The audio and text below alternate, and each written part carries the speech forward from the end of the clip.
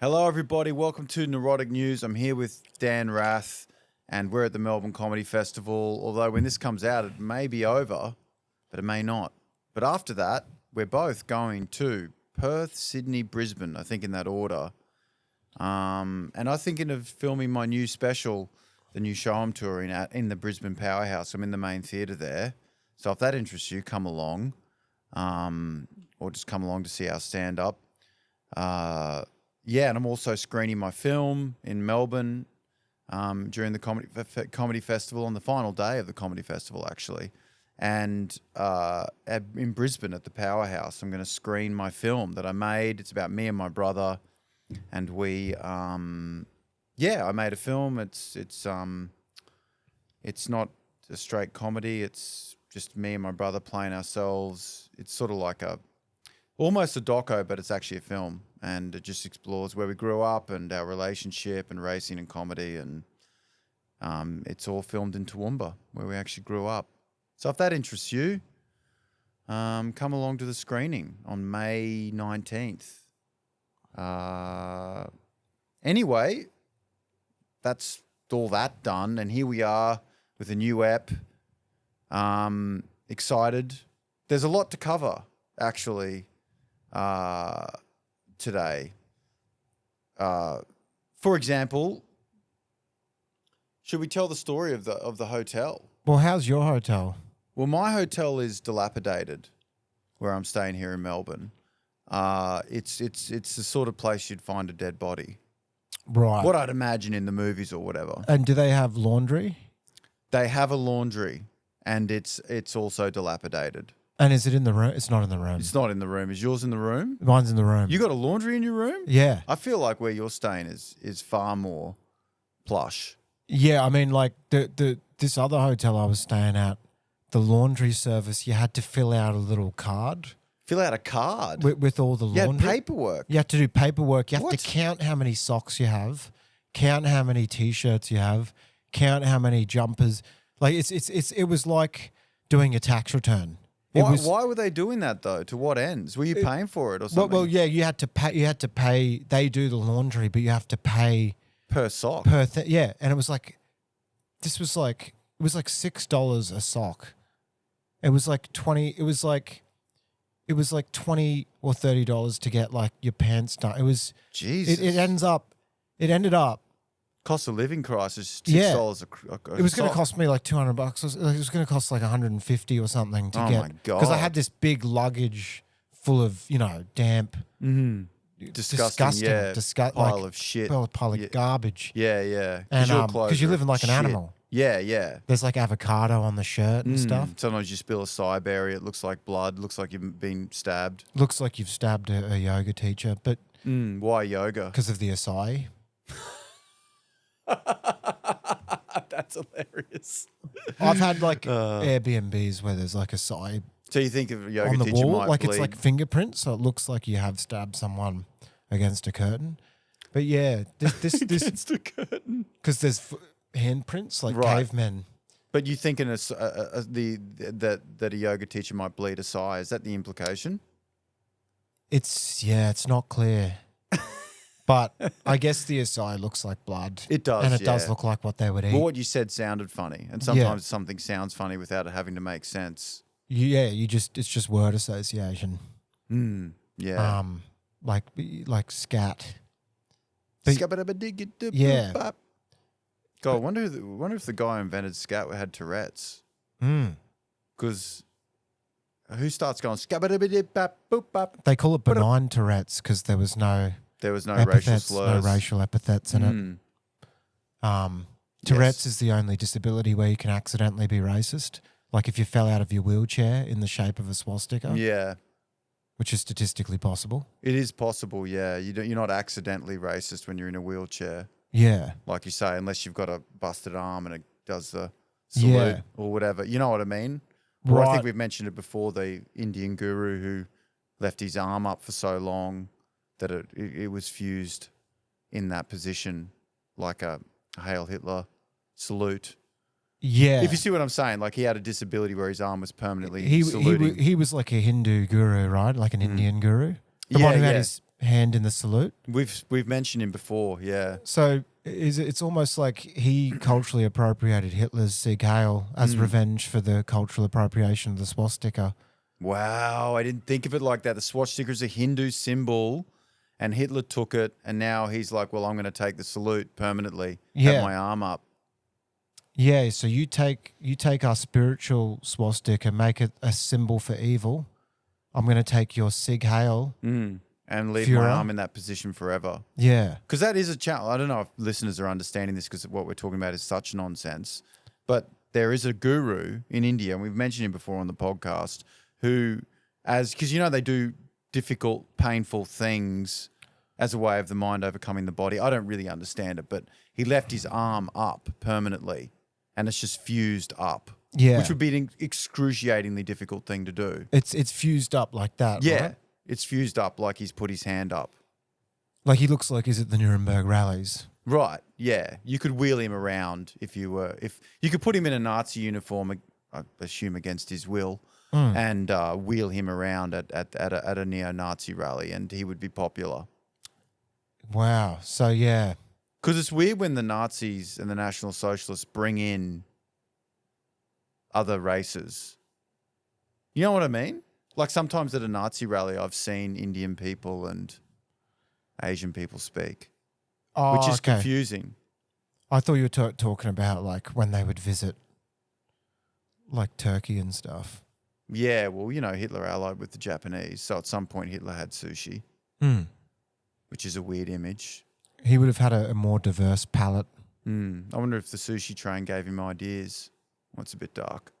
Right, because of the trains. Anyway, don't worry about death camps. No, I just pieced that it's funny together. to ponder. Yeah, that's right, because of the death camps. Sorry, that was a bad call. What were you talking about? I interrupted you. Oh no, well I guess just that that guy. Yeah, do you mean the laundry thing? Oh yeah. Is that what you're talking about? Yeah. We were talking about the laundry. The laundry. Bureaucratic laundry. Bureaucratic. It was Soviet style laundry. It was so stressful. To count socks is kind of illegal. Should be illegal. There's something about it that's depraved. But yeah, and then I worked out it was cheaper just to throw my clothes in the bin and buy new clothes. Right, that's the economy we live in. Yeah, so like I just went to this shop where they were selling like $5 shirts and just bought a bunch of them and just threw my luggage into the bin. Did you actually do that? Yeah. Wow. And then like I just imagined housekeeping discovering, like looking in the bin and there's just a banana peel, 4 shirts covered in blood. What they think is blood, yeah. Well, it's an open wound, yeah. But just like for them to just be like, okay, put it in the bin, no questions. Someone's been to Cotton On. Yeah. Some shirts covered in blood and a banana peel. Yeah. Okay, fair enough. Yeah, it was cheaper just to buy. It reminded me, the Producers. Where the movie. The musical. The movie where they're like, it could prove more profitable to make a flop than a success. Right. Okay. I felt like my own life, the clothes version of that, like, it might prove cheaper to throw the clothes in the bin and buy new ones. Like I was having a eureka moment. That's a crazy thing to do. But you don't do that regularly, right? No, this was a particular One-off. circumstance. Yeah. It was a different currency too. Oh, so it was an international dilemma. Yeah. I see. Hotels will do that, man. Yeah. They are just milking you. Yeah. You want a coffee, you want anything. I think a hotel is, it's like get you trapped in there and then, charge $6 for a sock to be washed. Individual sock. That's sock. Sickening. Not even the pair? That's you're counting filth on the ground because it's dirty laundry. You got to count it. It's unimaginable. It was like so much money. I don't know if the listeners and viewers are going to enjoy this story or not, but it's just something that happened. And Dan and I, we went to a hotel. I guess we shouldn't name it. Probably, I don't know. Who cares? It's just a hotel. It doesn't even matter. It's named after what you do when you meditate. Right. So the word you repeat. Right. Yes. Very specific. And we went to. They have a hydration station. So Yeah. it's just bubbling water, like as in soda water and still water out of a filtered dispenser. Fucking It's water. a literal hydration station. Yeah, you get drink water.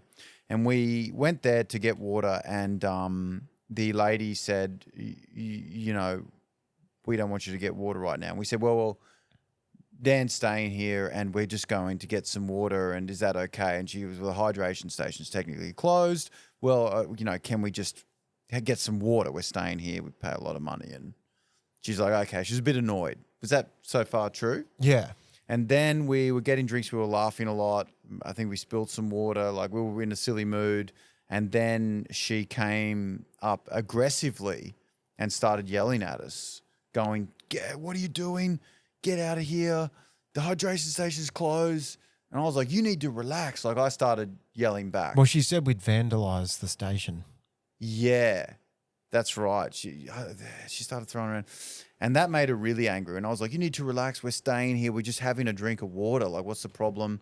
She walked away. She came back, stormed upstairs because the hydration station was a level up. Stormed up the stairs, started screaming at us. Well, not screaming, but like aggressively going, you need to leave, you need to leave. And I'm like, she's like, who's staying here? And I'm like, Dan's staying here. And then she started bowing. She was Chinese, I assume. Well, she was Asian. Well, she was bowing Because the at me. bowing, I'm not trying to make it racial. I'm just saying she was literally bowing in an Asian. Well, it was weird because she was yelling at you guys, just like really yelling, and then turning to me and bowing. Yes. It was kind of like bipolar or like split personality. That's right. Like, she's like, you never come back here again. You are bad, bad, and then sorry, thank you. Like, it was a weird. Yeah, because she was like, you're the one who's actually staying. We're Yeah. the two guests that you brought into the hydration station. And her way of showing that to you was, and that's why I brought up the Asian thing. I'm not making a racial comment. I'm just saying she was literally bowing. Well, I'd brought snakes into her temple, I guess, in her. Yeah, I see what you It's mean. like very Where good. and I'm the snake. Yeah, Me like and I've our- come in, like I'm allowed in the temple. Like I'm there. But you bought a couple of snakes I with bought you. snakes, and then it's like a monk that works at the temple. It's a very complicated Yeah, analogy you've started there. Yeah, We're the snakes and we're drinking the water, forbidden water, and she's the monk who's going, you can't do that. That's sacrilege. yeah. And we're going, but I thought we paid to drink the sacred water. This is crazy. And I think you, yeah, she was. I've never seen such. Well, I just thought the aggression over the hydration station was baffling. To storm upstairs, stand in front of us, and she kicked me out. Me and our other friend out. She's like, you got to go. You leave. And then was bowing at you. Again, trying to leave the racial element out of this, but she was repeatedly bowing, aggressively bowing. It was So an aggressive bow. It was an aggressive bow. if I've that's never possible. felt under attack from a bow. Right, but that was an aggressive bow. I didn't know you could aggressively bow, but you can. Well, that because I didn't feel like, wow, this is such a show of respect. No, it wasn't a respectful Because bow. there was so much yelling. And the whole thing had become this huge thing. This whole thing. I remember a guy came in with like, he was staying at the hotel and he had like Guzman and Gomez or something. He was watching. And he was just kind of like, Wow, what is going on? Because there was just so much Right. chaos. Yes. I think she might have thought we were homeless or something. It was very strange. And the other thing that struck me as odd was the aggressive bowing, which I hadn't seen before, and the business card. Have you got a business card? I'm like, who's carrying business? Are people still carrying business cards? She wanted all our business cards, but I don't have them. I don't have business cards. Remember But it when was weird. business She cards said, were a "You thing? give me. Let's all exchange business cards and have a meeting about this." Yeah, that was strange. Because I was like, "What will the meeting? What will that meeting lead to?" Like, is this like opening the Strait of Hormuz, Yeah. where now you'll be able to come and have water if we have a meeting about it? Very strange. Like a UN diplomatic envoy. There was a lot of mixed signals, you know. But I've since seen her since. Does she? Now she's saying, "I'm coming to your show." That's what she said to me. Maybe she feels worried that we were going to tell some superiors that she was totally insane. No, Which she's can like, we're all coming to your show now. We're all, me and the... But you don't think that's her attempt to make up for aggressively she was bowing in a and really demanding good a business mood. card? She was in a really good mood. Yeah, she was Yeah. laughing maniacally and stuff. Maybe she's, yeah. Well, I'm not going to say bipolar because that's a bit extreme, but yeah. I mean, that I can't imagine that. But you got to admit, it's pretty strange. Yeah, it's it put the hostility in the word hospitality. I don't think you can spell hospitality without hostility. That's true. Literally, in a Scrabble sense Right. of the word. Yeah, well, there you go. That was intense. You know what I was thinking the other day? Because, you know, during festival, we go to these ice baths and saunas to maintain sanity under the stress of Nervous system integrity. That's a great way of putting it. Nervous system integrity. And you go to these places and there's quiet music playing and there's pools of cold, ice water, warm water, sauna. You're not allowed to bring your phone in. You're not allowed to walk in with shoes. It's extremely peaceful. Even the staff are very peaceful. I had an idea where I thought it would be an interesting prank to have a meth head, like pay a meth head to go into a wellness place. Yeah. Like because they couldn't deny them. You know what I mean? Yeah. Like he's got the tracksuit and he's like erratic and he's like, yeah, well, come here, man. I want a fucking ice bath, cunt. Yeah. You couldn't turn him away because that would be discrimination So he's paid. Right, he's paid. He's booked through the portal. We booked him an appointment as a charity service to people that need help. And he just happens to be an erratic meth head. Yeah. And we're going to give him a sauna and so on. But it would just be fun to watch that transpire because there'd be people like, you know, like meditating and, you know, in the ice of fucking, what are you cunts looking at? Like that kind of thing. Yeah. Because, you know, you see that on the bus a lot. I just wonder what it'd be like to see that in a wellness center.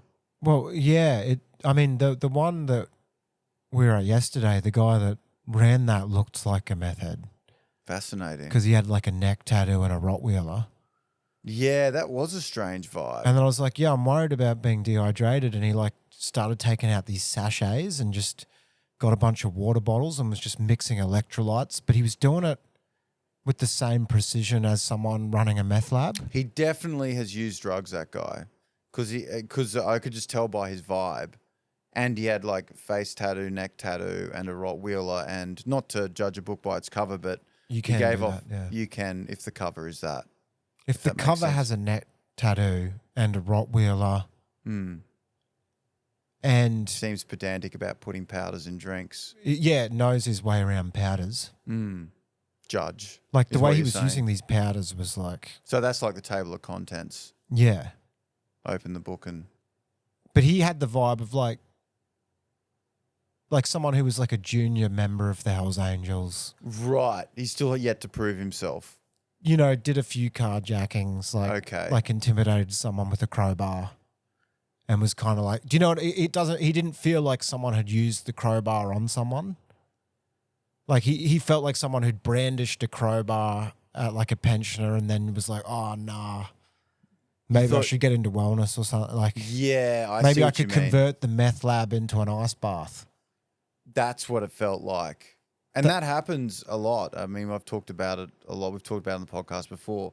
The meth can sometimes go to wellness. Well, and he looked like, you know, I'll get I'll take the Rottweiler out of competitive fighting and bring it into competitive dog fighting. I mean, and bring it into the wellness lab, and I'll change the meth lab into an ice bath. Because it was makeshift. It all felt like... It looked like he's... Yeah. He'd repurposed it. It could have been on Grand Designs. Yeah, you know, where that guy comes in, he's like, so what you've done here is... Right. Where they did the meth, you've turned it into a kind of a sauna. And so do you have the budget for that? And he's like, yeah, I'm working on it. I just got to extort a few more cunts. Yeah, and then we're going to funnel that into. Too, and if Terry finds out I'm doing this and I've left the gang, he's going to fucking kill me. Interesting. And what about the color for this? You want something calming, I assume, like a maroon, perhaps. Well, Gary pistol whipped a cashier, but he's also an apprentice scaffolder, so I was going to get him in to kind of get the structure of the sauna. Yeah. You know what? It felt like if Grand Designs was where you were only allowed to use stuff from Bunnings and Target. Yeah. Yeah, see, you've gotten the cheap bamboo fencing, and you've put that up, and the cheap mass-produced Chinese fake wood that's actually plastic. Yeah. That kind of shit. I see the Tibetan gong is actually plastic, so it doesn't make a noise. It's exactly what it was like. Like a plastic gong, you hit it. I think when a place has plastic plants, you can kind of, yeah. No, he's definitely done meth before, that guy. Maybe not meth, but he looked like the kind of guy you buy pills off. You know what I mean? You go to buy pills and that guy's there and he has a bum bag, but he's ripped and he's got a neck tattoo and a Rottweiler. Now his bum bag's full of like magnesium supplements. Exactly. Like he's going around with the fanny pack. Yep. And he's like, dude, you need some magnesium. You fucking see it in your brother. That was what he was like. He was really worried. He's like, no, but just make sure you have some of the magnesium now and mix it with the electrolyte. Like he was like a. See, when a former drug addict or dealer goes into wellness as a substitute, it's actually quite nice because they apply the same rigor and intensity to, say being an addict or having to be a drug dealer, which is difficult, into wellness. So they're gonna look after you if they run an ice bath. You cold enough, brother? Well, drug addicts have a work ethic that's higher than a surgeon at a hospital, like a resident surgeon. Well, they're driven by powerful forces. Like aren't they? Cardiothoracic surgeon is not working as hard as a junkie. Right. Like frantically using payphones, like, I love you, I'm coming. Like they're running. They got another little buddy with them that's, there's the buddy that's a bit behind them. Buddy, yeah. The one that's a bit like... slightly shorter. Shorter but slower. And like, come on. Fucking got no time. Can't be fucking leaving soon. They're running around like, I'm being your Hungry Jacks. Like they're looking around like that. That's all day too. There's no 100%. Chill. Except when they're on the drop. But then it's back. Like you wake up and you just go, fuck. Like there's no like morning ritual where you meditate and journal. No. You wake up and you go, fuck. And you're on the like you just move. It's uncut gems. Yeah. 24/7. 100%, man. I look at that, I'm like, that's impressive. It's impressive. And that's why and we know a couple of people, when they quit, the level of intensity goes into wellness, finance, like they'll send crypto. You a run sheet. It's never like I got a job as an accountant. It's like, I'm running my own ice bar. Like it's weird, obscure. You know what I mean? They don't get a job at Ernst & Young. No, because running an ice bath sauna facility would be the same as running a meth lab. Like it's the same part of the brain because you're setting up equipment. Right. Like an ice bath. So you're saying there's an entrepreneurial element to meth? Absolutely. I think it's the exact same part of the brain would be like for that guy, I don't think any brain is changed. Like he'd have the neuroplasticity from running the meth lab and then be now using that to run the sauna. And because remember he was wanting to cleaning it out. He was like, you got to get out. There's more people come. There was a bit more. He got a bit, you could see the old him. Yes. Like he's like, there's another people who've booked this. You need to get it. I'm going to clean it. Yes. So he's going to get the high pressure hose out. There's other people coming to score. Like there's people coming to score. You guys can't see each other. You need to leave now. Yeah. And you can, brew PCP in a bath and stuff like that too. Like bath salts and like there's a lot of overlap. Right, I see. Yeah. But it was good to see the guy. I hadn't seen that combo. Yeah. That's the first time I've been to a sauna. No, there was a real drug dealer energy with a wellness center, which I kind of liked. Kind of reminds me when someone's really drunk and they go, "I love you, bro," but it's with the undercurrent of "I could also kill you." Oh, fuck, I love you, man. It's scary. And it's almost like, yeah, I love you too, man. There's nothing more terrifying. Now, it's like seeing when you see a man crying in public, something's either just happened or it's about to. Right. Like vacate. Like leave the area where that's happening. I would that's just so say, interesting. when a woman's crying in public, it's like it all makes sense. Like something that, they've had a big night out or whatever. Something has actually happened. He said something to me and he broke up with me. And if you see a man like crying in a food court, like you got to get out of there because it's not vulnerability.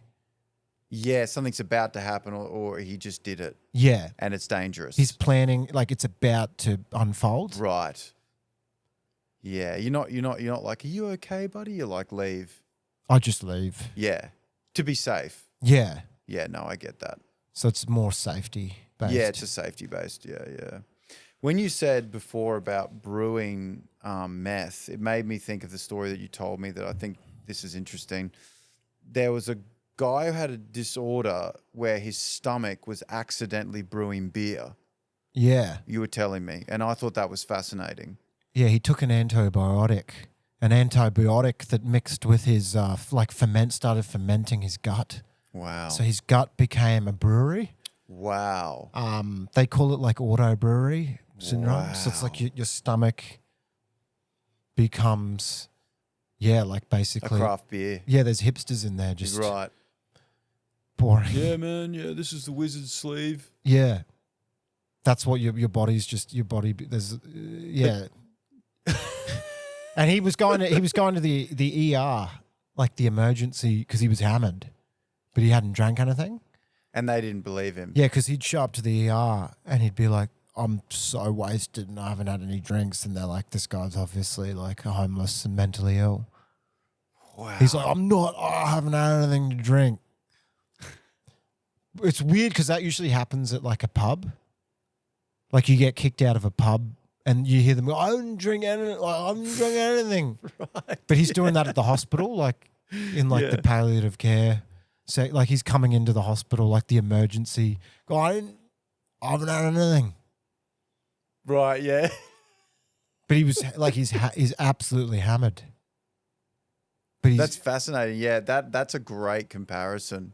The guy getting kicked out of the pub, "I haven't even had anything to drink yet." Yeah. But now he's doing that in the emergency ward. "I haven't even had anything to drink." Yeah. Don't kick me out. He's just at home. He's still not trying to get kicked out. He's trying not to get kicked out of both places. Yeah.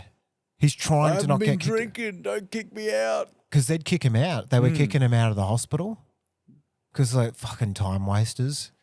So they just think someone's been at the pub getting hammered. What a horrible... And then they go into the hospital. How would you ever...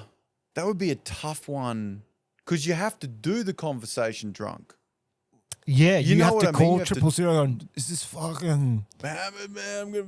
And your illness is that you're hammered. Which is, do you know what it is? So it's not even another thing. Mm.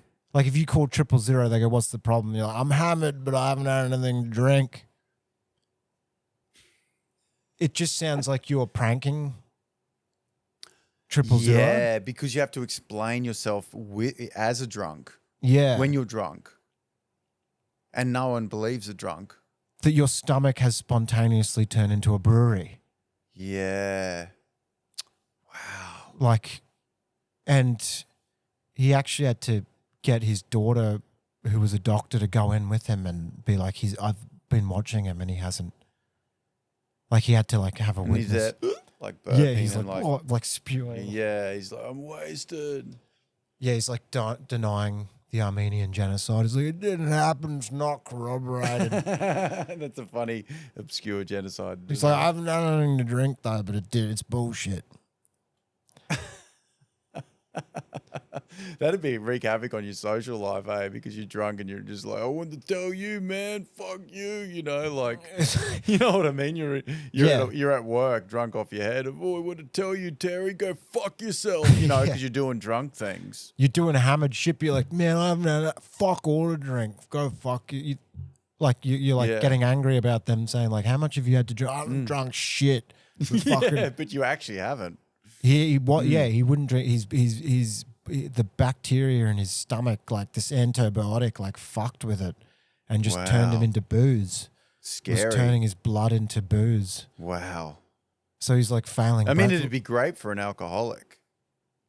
Imagine getting taken over with the breathalyzer, and you're like, I don't have shit. They're like, this is the biggest reading we've ever seen. Yeah. Like, we have never seen anyone this pissed. And you're like, I've never had a single. So how many did you have to drink? Nothing. My stomach's a brewery cunt. Like getting righteous. Yeah, yeah. My stomach's a fucking brewery cunt. But it would be good for an alcoholic because it's just like fucking perfect cunt. Yeah. I know people that would enjoy that particular. Yeah. Like you can imagine just going like, man, I don't even have to go to Dan Murphy's anymore. I'm saving so much money. I wake up pissed. My stomach's a fucking brewery. It's pretty good.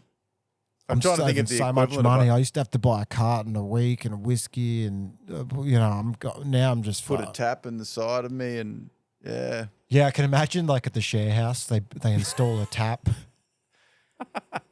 Like, thank God he was 70. Like if he'd been 20 and he was in like they'd make a makeshift tap and then hang him up so it's a beer bong. Yeah. And then we look at Jono, he's a beer bong, and he's like, fuck, man, I'm so fucked up, bro. I haven't drank shit, eh? And they're like just getting hammered with the party cups. They got like a tap coming out of his. Yeah, he's lucky, eh? Man, we got to do surgery on him and get like a tap. Like go to Turkey and have like a tap surgically added, because you got to go to Turkey to have it done. Yeah, Turkey's the only place that would install a tap. They don't have regulations. Well, ultimately, I think hipsters... If you're going to hipsters of the most craft brew of the most craft brew, nothing's more exclusive and craft brewery than someone's own body creating beer. Like, it would be really, really, you know what I mean? It's artisanal. Yeah. I see what you mean. It's like, it's the rare. Ultimate hipster experience. Right, because what you want is the most exclusive, rare, single batch, you know? Yeah. Like when John has become a brewery, drinking from him is the ultimate craft beer experience. Yeah, 100%. Like you're sitting on a milk crate just drinking from a mate.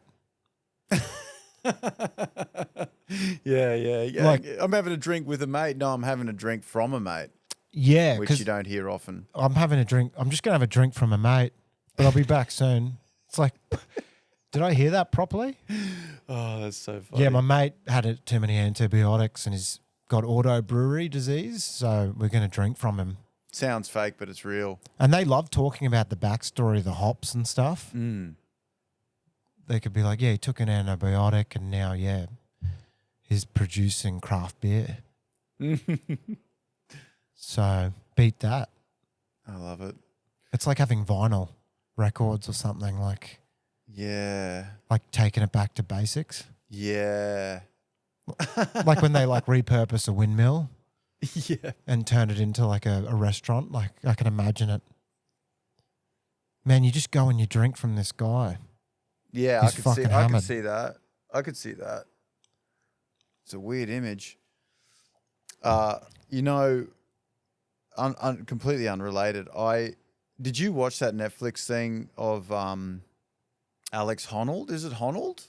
Oh, yeah. Climbing the skyscraper in Taiwan? Yeah. I watched it. What did you think? I thought it was interesting that you got this rock climbing guy that's in Taiwan climbing a skyscraper, and if China invaded, him climbing that skyscraper would only be the second most interesting thing happening that day. Over the invasion. Yeah, like the fighter pilots going, I think there's a guy on that building. Yeah. Like he just picks the wrong day to climb it. Yeah, it doesn't get the credit it deserves. It's just overshadowed by... Well, the thing I found interesting about it was the coverage, the Netflix coverage. Don't you think it was a bit bombastic and like, it was like, welcome back to Alex Honnold. We're doing this live. He could die at any moment. We're going to do a live. It was just really tacky, like sports commentator. They had a wrestler as one of the commentators. Whoa, I'm a wrestler. I have no idea about any of this, but it looks dangerous, unbelievably dangerous to climb this. Yeah, they were almost goading him. They were like, this is a slippery little bit here. Yeah. Like, do you know what I mean? And they were distracting him, I thought. It was really weird. They'd be like, this bit's so slippery. They could talk to him in an earpiece. Yeah, but they'd be like telling him, like, doesn't this look slippery? And it's like, well, the thing do is, you want to hear that if you're climbing something? Climbing someone going, metal this looks and difficult. glass. Yeah. It's like someone in your ear when you're doing stand-up. Oh, this looks like a tough crowd. Yeah, someone goes to the bathroom in the middle of it, like walks over a bunch of people and there's a crunch of a chip packet that just destroys your train of thought. And then there's an earpiece going, how are you going to come back from that crunch? Did you hear the acoustics of that crunch? It's distracting people and making it look like you've lost control of the room. What are you going to do next? Maybe you should come up with a heckler comeback. This would be fascinating to watch. Or should you ignore it because you'll only be exacerbating it by putting more fuel to the fire? Man, I thought it was tacky as hell. It reminded me of The Purge. In what well, sense? It's just that I feel, The Purge, is like that the it's movie? a day where you can just kill people. Oh, it's a movie where... It's going in that direction, like where it's like Hunger Games kind of thing. Right. If you want to have enough money to survive, you got to climb this tower. Yeah. And the people that don't make it, everyone watch it. Yeah. Well, that's what I'm saying. Yeah, it seems strange to me. And because the first one he did you watch that one where he climbed El Capitan with no harness? Well, that one now seems like kind of a farm-to-table artisanal. That's what I mean. It was artisanal, artistic, beautiful. It was like an A24 film or something. Exactly, yeah. But this one's more like WWE. That's what struck me the most about it. But it is a fascinating use of autism because he's on the spectrum. Yeah. You know, to climb mountains and so on. Yeah. I mean, not to be stereotypical or whatever, but he feels no fear. Well, apparently that part of his brain has slowly died. I think my brother's the same because he's a racing car driver, and I watched him ski, and he would just ski straight ahead, straight down, and not stop. Like the thing in his brain that's like, this is fast, is just so dead or like stretched. Do you know what I mean? Like that it can't afford to. He's just like, I don't feel anything. This is not scary to me. Yeah. He was just going straight down the mountain, and he didn't even see a jump. In neutral. I was watching him. He didn't even see a jump. He just went whoop over it and just kept going. So it's cross-pollinated from racing cars to skiing. Yeah. Speed is not, which is interesting. You know, it's an interesting thing to have where speed doesn't, just like, I don't feel it. Yeah. It's kind of like a fear of heights or something, like if you're just up high all the time, you stop being scared, I guess. I think the brain must run out of chemicals. Right, yeah. Like if you're just climbing all the time, I don't know if your brain could keep manufacturing the required adrenaline. Yeah. It'd just stop. Well, there's a big thing now of people climbing buildings and filming themselves. Have you seen them? Like little reels on social media and stuff where people have climbed a crane on top of a really high building and they're just balancing on the end and filming themselves and getting really famous. Yeah, right. And people die and stuff, obviously, but... Is that parkour? No. Adjacent? Well, I guess no. Not really, but parkour is pretty wild too. Like just the desire to jump from one car park level to another over the other side of the car park with risk of death. Do you think The Matrix inspired a lot of that? That's really funny. Because there's so many scenes in The Matrix where he's doing parkour. It's true. It's true. Like when he jumps between the two buildings. Yeah. That's just like a... Even at the start when they're running across the roof. Yes. Exactly. It's like a type of parkour. So, yeah, it's like breaking reality or something. Man, I've seen them they jump off the building onto a telephone pole and hug it and slide down. Which is pretty wild. It looks fun. It looks... That's one of the ones where I'm like, I don't think I would actually enjoy that. Do you know what I mean? I mean, it doesn't look fun. It just looks like something that would have been cool to have done. It looks cool. But it's not like that. It's like free soloing. Makes your whole skin crawl, It's terrifying. Even the footage is terrifying. I always just think, like, what if a bird swoops you or something? You know what I mean? Like, you're well, up in there. that latest one, there's people in the building at work and stuff. That'd be what would get me on. Oh, there's Tony. Fuck, I forgot to send that Because invoice. there's people like pressing against the thing and smile. Like that'd screw you up. Yeah, that's like imagine doing stand up and you've got the crowd and then there's like see-through walls, glass walls, and there's people spectating you do it like a zoo. Like a morning show where like, you know, those morning shows where you can see people walking the street behind it? Yeah. That's a bold risk for the morning show that people just don't put a swastika on live TV, hey? It's crazy. Don't you reckon? Like it's high risk television. Yeah. To have a glass background to your morning show where people can just put anything. Yeah. Fortunately, no one's watching, so. Yeah. So that makes, no one, yeah. That takes away a lot of risk when there's no complaints anymore. Yeah, because no one's watching. Like imagine making a complaint about free-to-air TV. Yeah. Can you imagine? Just like, yeah. Whenever I watch it, I'm like, I'm the only one watching this now. It's exciting. Yeah. You're one of 6. There's more censorship on YouTube. I agree. Because algorithmic censorship is even more malicious. It is. Than having a censor. Well, whenever I think of putting up a special and stuff, like that mob that, there's people that work with you to put out your special and stuff on their channels, and they're like, oh, why don't you cut this stuff? It'll go better. It'll go bigger. Less swearing, less sex references. And I'm like, what the fuck? That's what's weird is now Netflix has less censorship than YouTube as well. Yeah. Like because it's a gated community, I guess. Right. Like because you got to pay to have it. So you're signing on or something. And then free to air just feels like there's less censorship because no one's watching it. Right. Like for different reasons. Yes. Probably free to air you could get away with the most now, I reckon, just because no one would see it. Wow, yeah. Yeah. Yeah. Maybe that's where we should put the podcast, or like put it on 10 Peach. Yeah, put it on 10 Peach. That'd be crazy just honestly, to release no one this would even on 10 notice. Peach. Yeah, Neurotic News on 10 Peach. No one would ever see it. Just after, on 10 Peach. Yeah, just after repeats of Frasier. In between. Yeah. It's like Frasier, this, and then Big Bang Theory.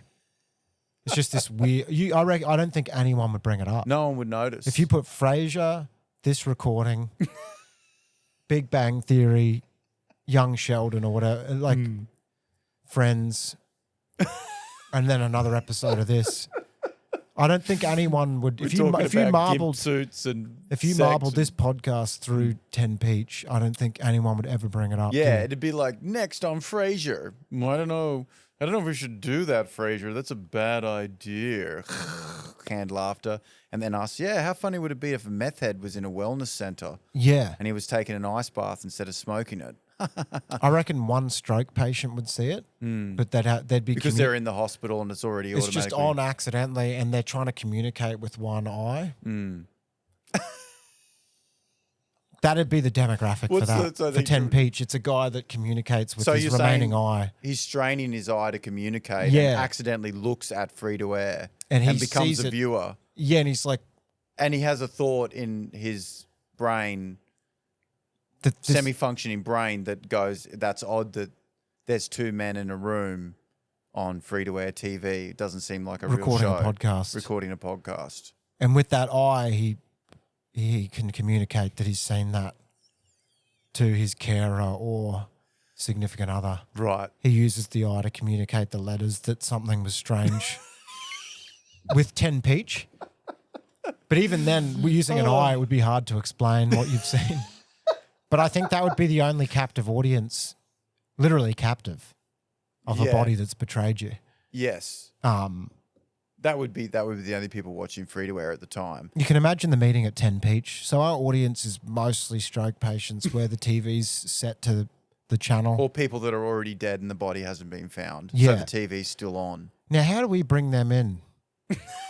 Like they're having the marketing meeting? Yeah, yeah. Well, a lot of these people are already dead.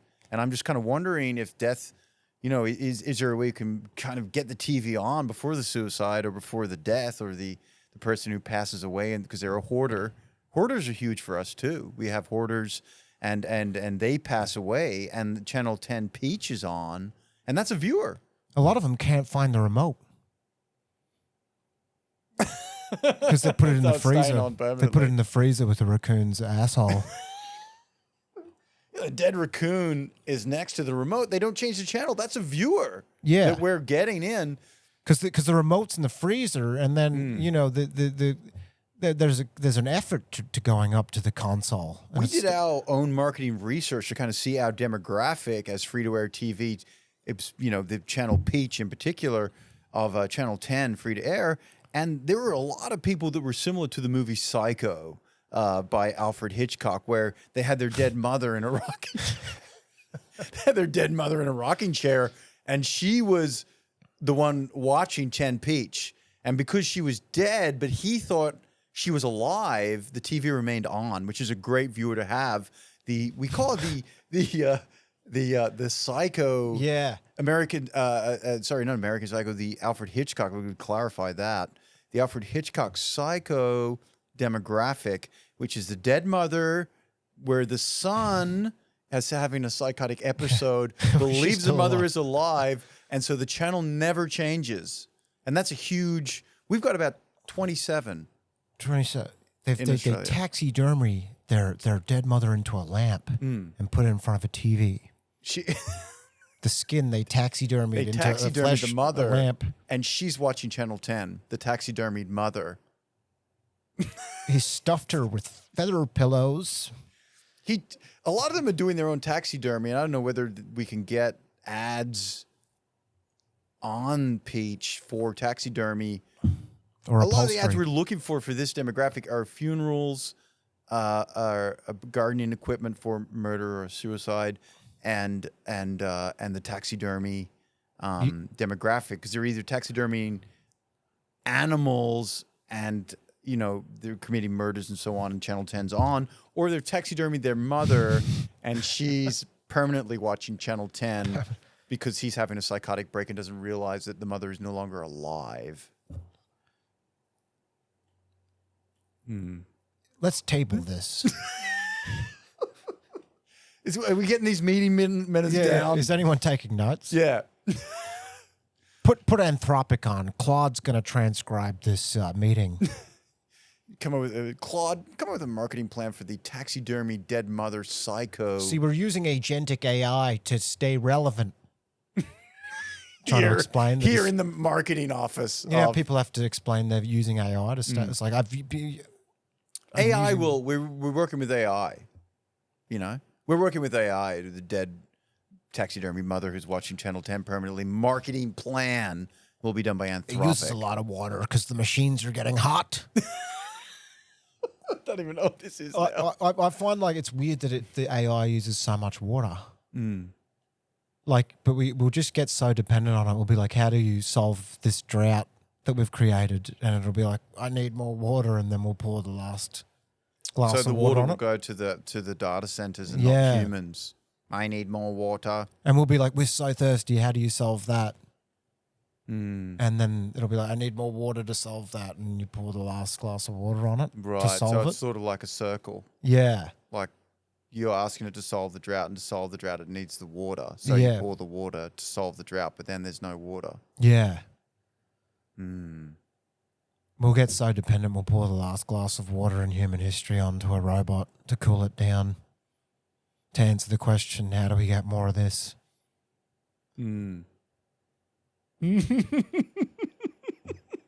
I think that'll be the end of the world.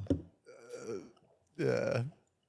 Well, speaking of ends, just because we've been going for a while now, I think we're going to wrap up this episode, although there's plenty more to talk about, but we'll record another one soon. So I know a lot of you do reach out to us, or at least me, and as Dan is not a social